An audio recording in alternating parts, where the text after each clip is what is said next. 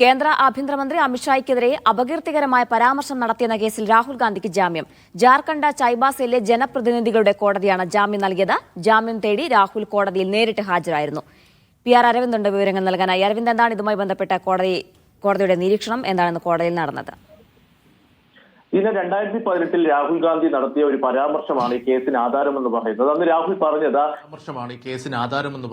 രാഹുൽ പറഞ്ഞത് ഏത് കൊലപാതകയ്ക്കും ഇത്തരത്തിൽ BJPയുടെ ദേശീയ പ്രസിഡന്റ് ആകാമെന്നൊരു പരാമർശം രാഹുൽ നടത്തിയിരുന്നു. ഇതിനെതിരെ പ്രതാപ് യാദവ് എന്ന വ്യക്തിയാണ് ജാർഖണ്ഡിലെ കോടതിയിലെത്തുകയും ഇതുമായി ബന്ധപ്പെട്ട് രാഹുലിനെ നേരത്തെ തന്നെ ഹാജരാകണമെന്ന് ആവശ്യപ്പെട്ടിരുന്നു. ആദ്യം ജൂൺ 26 രാഹുലിനോട് കോടതിയിൽ ഹാജരാകാൻ ആവശ്യപ്പെട്ടത്. പക്ഷേ ജാർഖണ്ഡ് ഹൈക്കോടതിയിലടക്കം പോയി അത് ഓഗസ്റ്റ് 6 മാറ്റുകയും അതിന്റെ അടിസ്ഥാനത്തിൽ ജാർഖണ്ഡ് ഹൈക്കോടതി നൽകിയ നിർദ്ദേശത്തിന്റെ അടിസ്ഥാനത്തിലാണ് രാഹുൽ ഗാന്ധി ഇന്ന് ചൈബാസയിലെ ഇത്തരത്തിൽ ജനപ്രതിനിധികളുടെ കോടതിയിൽ ഹാജരാകുകയും രാഹുലിന് ഇപ്പോൾ ജാമ്യം അനുവദിക്കുകയും ചെയ്തത്.